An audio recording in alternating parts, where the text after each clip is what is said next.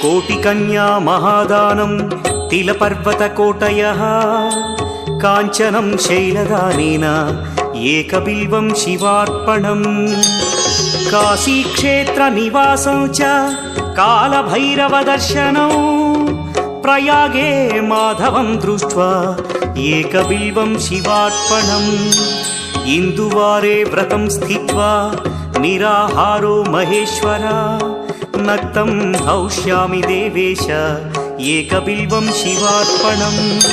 रामलिङ्गप्रतिष्ठा च वैवाहिककृतं तथा तटाकादि च सन्तानम् एकबिल्वं शिवार्पणम् अखण्डबिल्वपत्रं च आयुतं शिवपूजनम् कृतं नाम सहस्रेण